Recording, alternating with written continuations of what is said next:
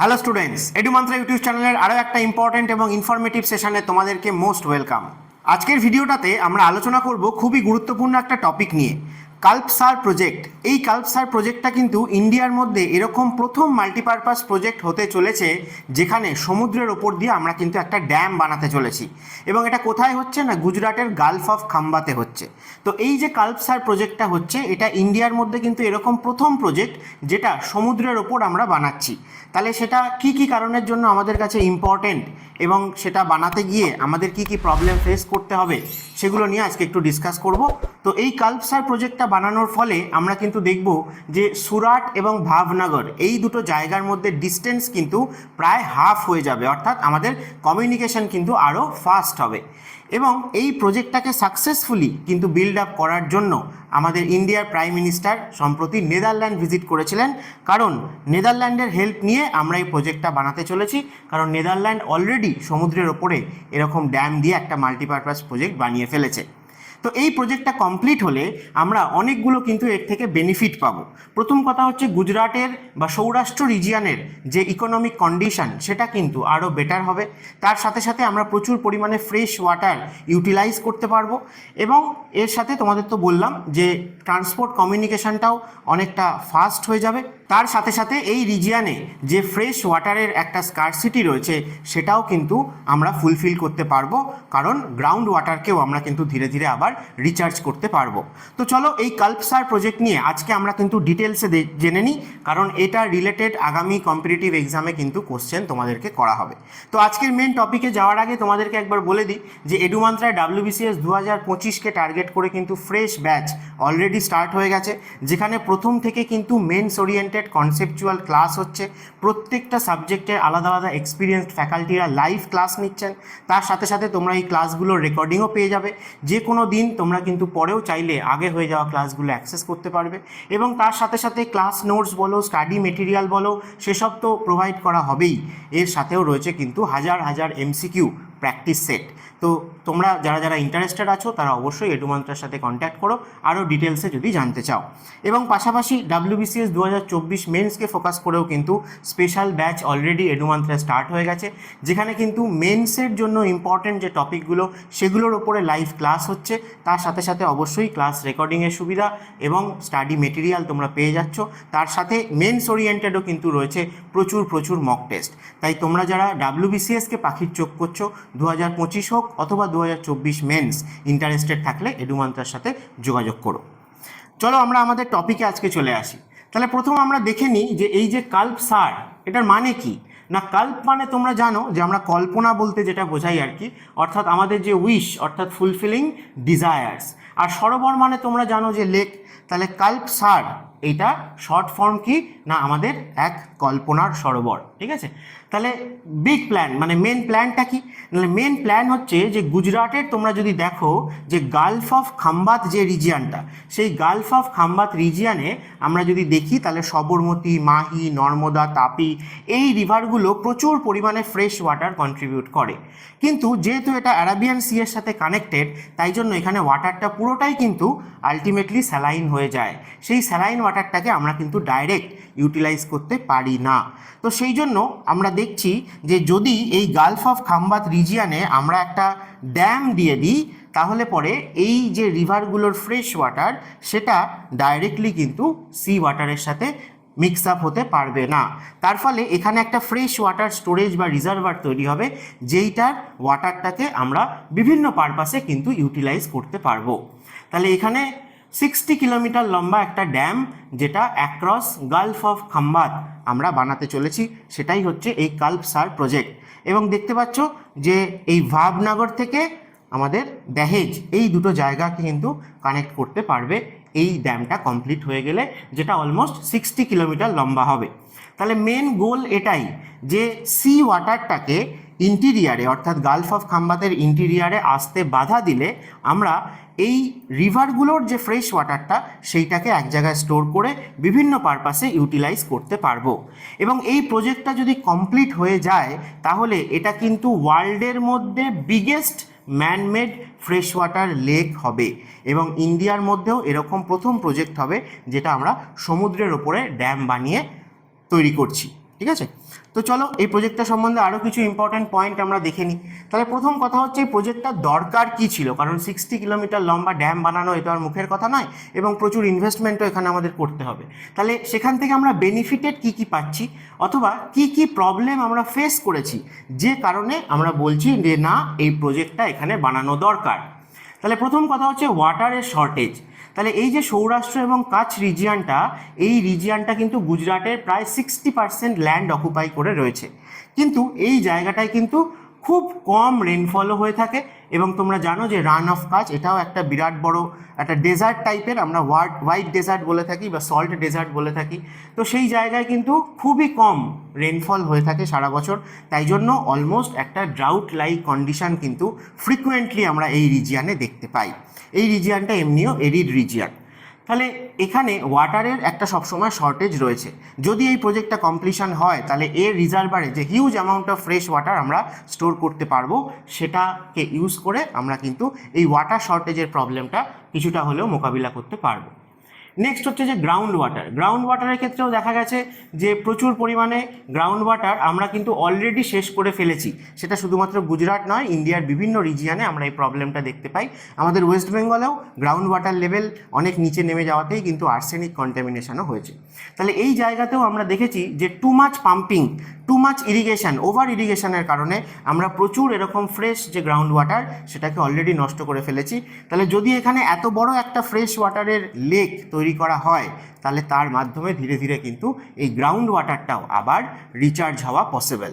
Next যদি দেখো তাহলে সল্টি ল্যান্ড বা এই যে স্যালিনিটির একটা প্রবলেম। তোমরা এমনিও জানো যে গুজরাটের যে কোস্ট লাইনের লেন্থ সেটা ইন্ডিয়ার মধ্যে লংগেস্ট, তাই তো? ইন্ডিয়াতে লংগেস্ট কোস্ট লাইন রয়েছে কোন স্টেটের? না গুজরাটের। তাহলে এত বড় একটা লেন্থের যদি কোস্ট লাইন থাকে এবং সেটা যদি সবসময় সি ওয়াটার, স্যালাইন ওয়াটারের কন্ট্যাক্টে থাকে, তাহলে কোস্টাল রিজিয়ানের যে সয়েল সেটা ধীরে ধীরে কিন্তু স্যালাইন হয়ে যায়।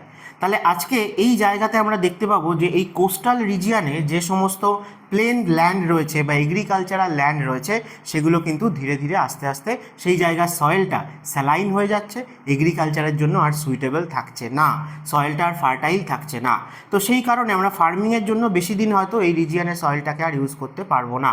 কিন্তু যদি এই প্রজেক্টটা এখানে হয়, তাহলে আশপাশে এই যে স্যালাইন ওয়াটার না হয়ে একটা ফ্রেশ ওয়াটারের রিজার্ভার আমরা পাবো। তাহলে তার জন্য কিন্তু এই কোস্টাল রিজিয়ানের সয়েলটার স্যালাইন হয়ে যাওয়ার যে প্রবণতাটা, সেইটাকে আমরা আটকাতে পারবো এবং সয়েলের ফার্টিলিটিটা অনেক দিন মেনটেন হবে। এবং সবশেষে যেটা বলা হয় সেটা হচ্ছে যে ট্র্যাভেলিং। কারণ গুজরাটের এমন একটা ম্যাপ তোমরা দেখলে বুঝতে পারবে যে এই গালফগুলো থাকার জন্য আমি যদি এই রিজিয়ান থেকে এই রিজিয়ানে আসতে যাই, তাহলে আমাকে পুরো এভাবে ঘুরে আসতে হয়। তো সেই জন্য ট্র্যাভেল টাইমটা অনেকটা বেশি হয়ে যায়। কিন্তু আমরা যদি এখানে একটা ব্রিজ বানিয়ে দিই, অর্থাৎ যে ড্যামটা হবে তার উপর দিয়েই আমরা কিন্তু হাইওয়ে বানাচ্ছি, 4 লেন হাইওয়ে, শুধুমাত্র রোডওয়ে নয়, এখানে কিন্তু রেলওয়েকে দিয়েও কানেক্ট করা হবে। তাহলে আমরা দেখতে পারবো যে দুটো এরকম ইন্ডাস্ট্রিয়াল যে সিটি রয়েছে, একটা হচ্ছে ভাবনগর আর একটা হচ্ছে বারৌচ। এই দুটোর মধ্যে যে ডিস্টেন্স, যেটা প্রেজেন্টলি প্রায় 250 কিলোমিটারের কাছে রয়েছে, সেটা কিন্তু কমে মাত্র 60 কিলোমিটার হয়ে যাবে। তার মানে এই জায়গাটায় আমরা যদি দেখি, তাহলে ট্রান্সপোর্ট কমিউনিকেশন যদি ফাস্ট হয়, তাহলে সেক্ষেত্রে ডেভেলপমেন্ট আমরা এক্সপেক্ট করতে পারি, সেটা ইন্ডাস্ট্রিয়াল সেক্টরে হোক অথবা গুজরাটের এই রিজিয়ানের যে ইকোনমিক সেক্টর বা গুজরাটের ইকোনমির কথা বলি, তাহলে সেটাও কিন্তু অনেকটা বুস্ট আপ হবে। তাহলে কিভাবে কাজ করবে এই প্রজেক্টটা বা ড্যামটা? তাহলে এখানে প্রথম আমরা কি করছি না, রিভারগুলোকে ট্র্যাপ করছি। মূলত 4টে মেন রিভার পরপর যদি আমরা ওয়েস্ট থেকে ইস্টে দেখি বা নর্থ থেকে সাউথে, তাহলে সবরমতী, মাহি, নর্মদা, তাপি, এই 4টে রিভারের যে মাউথ, তারা কি করে না, এখানে আরেকটা নামও দেওয়া হয়েছে যে ধাধার বলে। এটা নর্মদারই আমরা ডেল্টা রিজিয়ানে তার মাউথের কাছে একটা স্ট্রিমকে পেয়ে থাকি। তো এই যে রিভারগুলো, তারা প্রচুর পরিমাণে ফ্রেশ ওয়াটার কিন্তু এই গালফ অফ যে খাম্বাত এই রিজিয়ানটায় কিন্তু কন্ট্রিবিউট করে, কিন্তু আলটিমেটলি অ্যারাবিয়ান সি এর সাথে কানেক্ট বলে পুরো ওয়াটারটাই স্যালাইন হয়ে যায়। তাই জন্য আমরা যদি এইখানে একটা ড্যাম দিয়ে দিই, তাহলে এই রিভারগুলো থেকে যে ফ্রেশ ওয়াটার আসছে সেটাকে আমরা এই ড্যামের পেছনে স্টোর করতে পারবো। তাই ফ্রেশ ওয়াটারের একটা স্টোরেজ আমরা বানাচ্ছি, এই রিভারগুলোর যে ফ্রেশ ওয়াটার যেটাকে আমরা ইউটিলাইজ করতে পারছিলাম না, সেইটাকে স্টোর করে। তো এখানে একটা ব্যারেজ রয়েছে, হ্যাঁ, ভাদভূত ব্যারেজ বলে। তো এটা একটা ছোট প্রজেক্ট, কিন্তু এই যে কাল্পসার যে পুরো প্রজেক্টটা তারই একটা পার্ট। এই প্রজেক্টটার ইম্পর্টেন্স কি? মানে প্রজেক্টটার ইম্পর্টেন্স হচ্ছে যে নর্মদা রিভারের ওপরে এরকম একটা ইনল্যান্ড একটা এরকম ছোট ব্যারেজ রয়েছে, যেটা মেন পারপাস হচ্ছে যে নর্মদা রিভারের যে ফ্লোটা সেটাকে ম্যানেজ করা বিফোর ইটস রিচেস কাল্পসার লেক। তার মানে কাল্পসার লেকের মধ্যে নর্মদার যে ওয়াটার সেটা ডাইরেক্টলি এসে এন্টার করার আগে আমরা এমন একটা ছোট্ট ব্যারেজ এখানে দিয়েছি, যেটাকে আমরা এই যে বারভূত বা বাদভূত ব্যারেজ বলছে, যেটাকে দিয়ে আমরা এই নর্মদার ওয়াটারটাকে কন্ট্রোল করতে পারবো যে কোনটাকে আমি কাল্পসার লেকের মধ্যে পাঠাবো আর কোনটাকে আমি লেকের মধ্যে পাঠাবো না, ডাইরেক্টলি আমি গালফ অফ খাম্বাতে বা অ্যারাবিয়ান সিতে আউটপুট দেবো। ঠিক আছে, তাহলে সেই রিলেটেড শুধু কাল্পসার প্রজেক্ট নয়, এটার নামও তোমরা মনে রাখো, তোমাদের পরীক্ষায় এটাও আসতে পারে যে ব্যারেজটা বা প্রজেক্টটা কোথায় রয়েছে বা কোন মাল্টিপারপাস প্রজেক্টের সাথে রিলেটেড এই ব্যারেজটা। ঠিক আছে, বেশ। আর নেক্সট হচ্ছে বলছে যে স্মার্ট ডিজাইন। তাহলে ডিজাইন এমন করা হচ্ছে আর কি, যাতে এই রিভারগুলো থেকে আমরা শুধুমাত্র যে ওয়াটারটা পাই তাই তো নয়, তার সাথে সাথে এই রিভারগুলো প্রচুর পরিমাণে সেডিমেন্টস ক্যারি করে নিয়ে আসে। এবং এই সেডিমেন্টসগুলো কী করে না, তারা ফাইনালি তাদের মাউথে জমা করে বা মাউথের মাধ্যমে আলটিমেটলি ওশান বা সিতে নিয়ে যায়। তো এখানে আমরা যদি এরকম একটা ড্যাম দিয়ে দিই, তাহলে এই রিভারগুলোর ওয়াটারটা আমরা স্টোর করতে পারছি ঠিকই, কিন্তু তার সাথে যে হিউজ অ্যামাউন্ট অফ সেডিমেন্ট সেটাও যে সিল্ট হিসেবে এই লেকের মধ্যেই জমা হবে, তাহলে লং টার্মে আমরা দেখতে পারবো যে এই লেকটার যে ডেপথ সেটা আস্তে আস্তে কমতে থাকবে এবং তার ফলে তার যে ওয়াটার স্টোরেজ ক্যাপাসিটি সেটাও কমতে থাকবে। তাহলে সেটা যাতে না হয়, কারণ মেনলি আমরা দেখব যে মনসুন সিজনে এই যে নর্মদা রিভার বা সবরমতী, মাহি রিভার, এই রিভারগুলোর মাধ্যমে প্রচুর পরিমাণে ওয়াটার তো ফ্লো করে, তার সাথে কিন্তু প্রচুর মাড বা সিল্ট বা সেডিমেন্টস এরা ক্যারি করে। তো সেই যে পরিমাণ যে মাডি ডিসচার্জ বা সিল্ট বা সেডিমেন্ট, সেটা যাতে এই লেকের মধ্যে জমা না হতে পারে, তাই জন্য সেটাকে কিন্তু একটা সেপারেটলি চ্যানেলের মাধ্যমে আলাদা করে এই লেকের বাইরে গিয়ে ডিসচার্জ করা হচ্ছে। ঠিক আছে, তো এইরকম একটা কিন্তু মানে বলা যায় যে স্মার্ট ডিজাইন কিন্তু এই কাল্পসার প্রজেক্টে হতে চলেছে। বাকি তোমরা এখানে ছবিতে দেখলে দেখতে পাবে যে গালফ অফ খাম্বাতে এই যে সবরমতী, মাহি, নর্মদা এদের মাউথ রয়েছে। তো নর্মদা রিভারের এইখানে কিন্তু নর্মদার যে ডিস্ট্রিবিউশন ক্যানেল বা এই যে বাদভূত ব্যারেজটা, এই ব্যারেজটা কিন্তু রয়েছে, সেখান দিয়ে যে ডিসচার্জটা রয়েছে, দেখো এটা হচ্ছে মেন নর্মদা রিভারের ডিসচার্জ। তাহলে এই জায়গাতে এই ব্যারেজটা কি করছে না, ওয়াটার ফ্লোটাকে কন্ট্রোল করছে যে কোন ওয়াটারটাকে আমরা ডাইরেক্টলি আরাবিয়ান সিতে নিয়ে যাব গালফ অফ খাম্বাত দিয়ে, নাকি এইখান থেকে ওয়াটারটাকে ফাইনালি আমরা লেকের মধ্যে নিয়ে গিয়ে স্টোর করব। তো এইটা কিন্তু এই বাদভূত যে ব্যারেজটা, এটার মেন পারপাস বা ইম্পর্টেন্স, তাই জন্য ওটার নামও তোমরা মনে রেখো। এবং এটাকেই আমরা বলছি যে কাল্পসার প্রজেক্টের একটা স্মার্ট ডিজাইন হতে চলেছে। নেক্সট আরও কিছু কথায় যাওয়ার আগে তোমাদের বলি যে WBCS মেন্সের জন্য স্পেশাল ব্যাচ, সেটা তো তোমাদের বললাম যে অলরেডি স্টার্ট হয়ে গেছে। তোমরা যারা এখনও জয়েন করতে ইন্টারেস্টেড জয়েন করতে পারো, কারণ আগে যে ক্লাসগুলো হয়ে গেছে, যে মকগুলো হয়ে গেছে, সেগুলো সবটাই কিন্তু তোমরা পেয়ে যাবে। তো এর সাথে সাথে বলি, যারা যারা রেগুলার কোর্সে জয়েন করতে চাইছো না, কিন্তু চাইছো যে মেন্সের আগে প্রচুর মক টেস্ট যাতে আমরা দিতে পারি, মক টেস্ট দিয়ে আমাদের আরও যেন প্র্যাকটিস হয়, ঠিক আছে, তো তাদের জন্য এডুমন্ত্রাও কিন্তু একটা নতুন অফার নিয়ে এসছে। তো এখানে 75 ডেজের একটা প্ল্যান রয়েছে, যেখানে প্রত্যেকটা যে জেনারেল স্টাডিজের সাবজেক্ট তাদের ওপর একটা সিলেবাস স্পেসিফিক তোমরা কিন্তু 15টা করে এরকম মক পেয়ে যাবে। এবং এই মকগুলোর সাথে সাথে তোমাদের শুধু অ্যান্সার দেওয়া হবে তাই নয়, ডিটেলসে কিন্তু আমরা এক্সপ্লানেশনও প্রোভাইড করছি।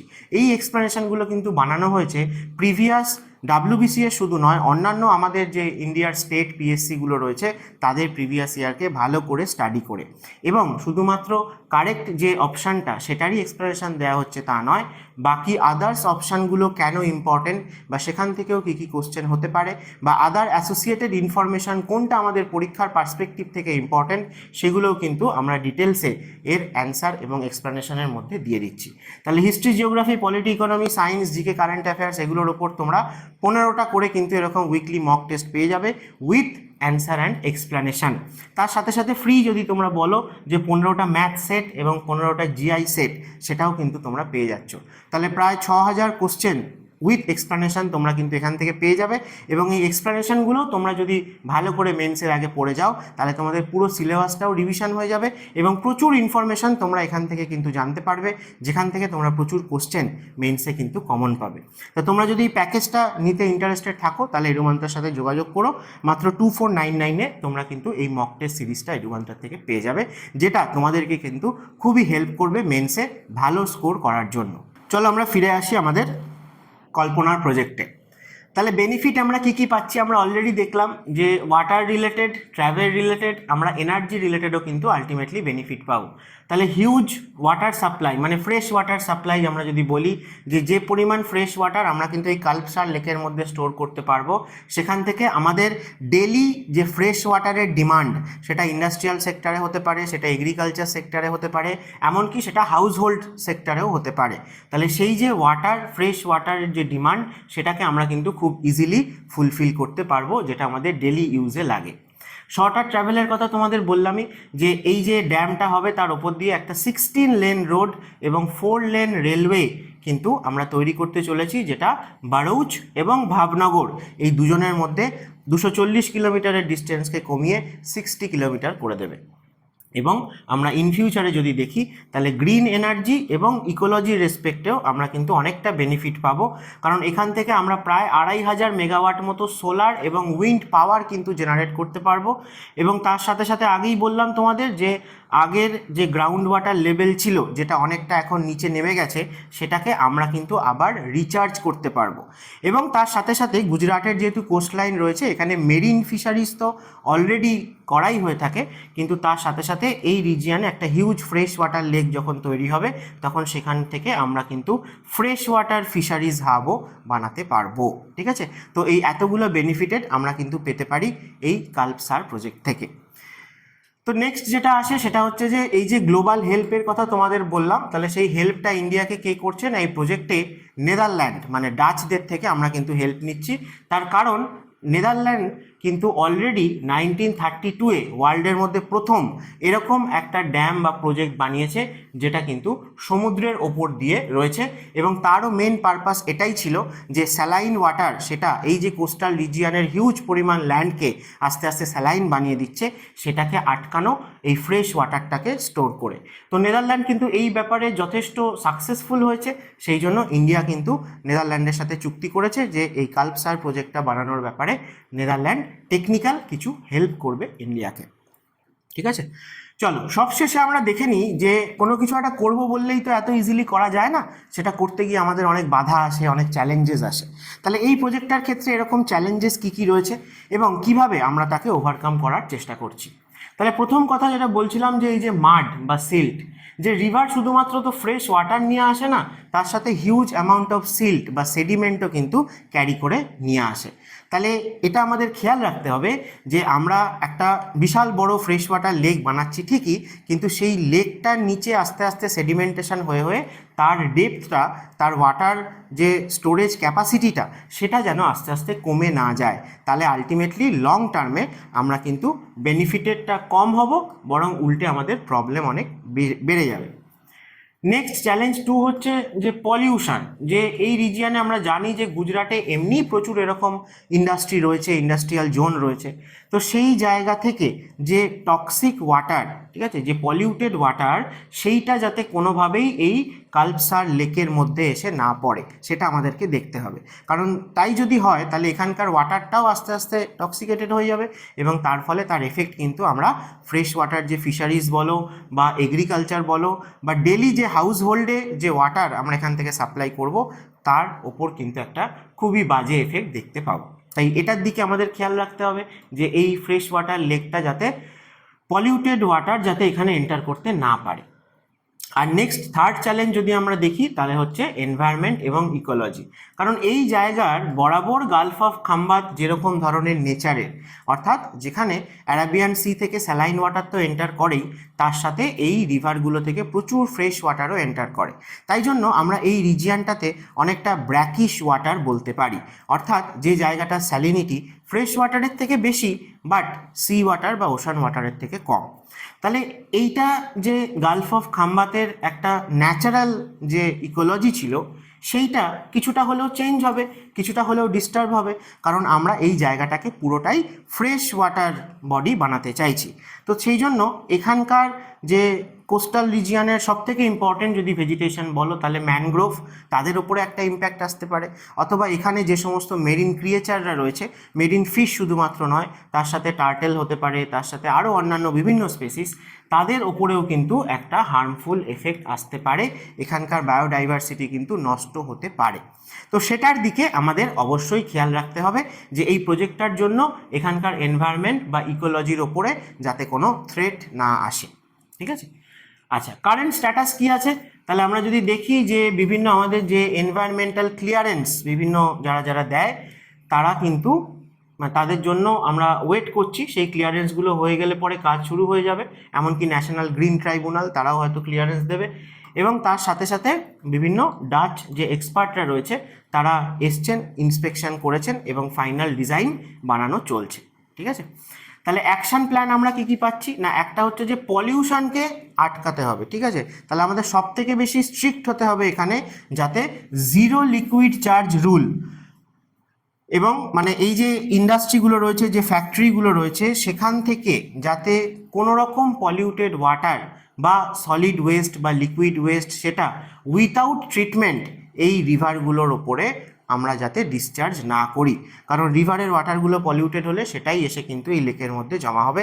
তাই এখানে এই জিরো লিকুইড ডিসচার্জ রুল কিন্তু আমরা নিচ্ছি, এবং খুব স্ট্রিক্টলি কিন্তু এটা ফলো করা হবে যাতে রিভারগুলোর মধ্যে এখানকার ইন্ডাস্ট্রিগুলো থেকে কোনো রকম ডাম্প ওয়েস্ট না করা হয়।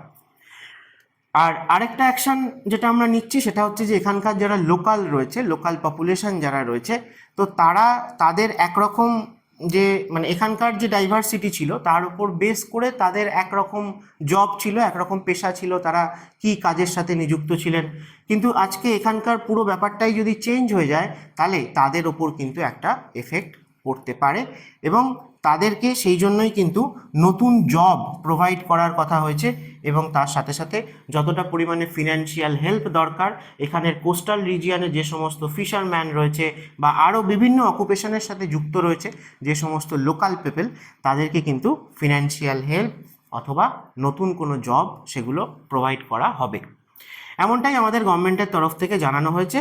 এবং এখানকার যে ইকোলজিক্যাল চেঞ্জ আসছে সেটার সঙ্গে যে চেঞ্জ আসতে পারে সেটার সাথে যেন এখানকার লোকালরা ভালোভাবে মানিয়ে নিতে পারে সেটাও আমাদের খেয়াল রাখতে হবে।